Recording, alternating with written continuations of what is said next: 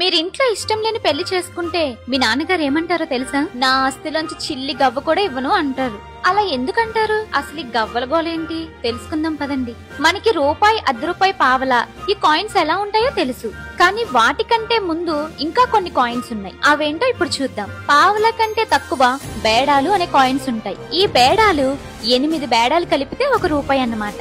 ఇవి మన రాజుల కాలం నుండి చలామణిలో ఉండేవి. ఆ తర్వాత వీటిని 1957లో రద్దు చేశారు. వీటికంటే తక్కువలో అనాలుండేవి.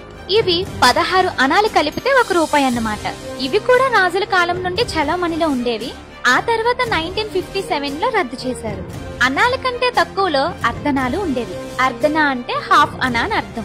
ఇవి 32 అర్ధనాలు కలిపితే 1 రూపాయి. వీటికంటే తక్కువ పైసా. ఇవి 64 పైసలు కలిపితే 1 రూపాయి. వీటికంటే తక్కువలో ఇగానీలు ఉండేవి. ఈ ఇగానీల్ని మొఘలు సామ్రాజ్యం వాళ్ళు ప్రవేశపెట్టారు. ఇవి 128 ఇగానీలు కలిపితే 1 రూపాయి. వీటికంటే తక్కువగా దమిడీలుండేవి.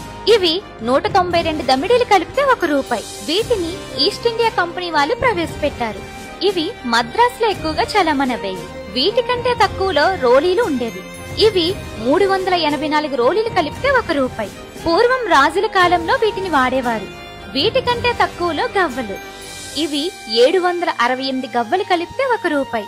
ఇప్పుడు అర్థమైందా చిల్లి గవ్వ కూడా ఇవ్వనని ఎందుకంటారో?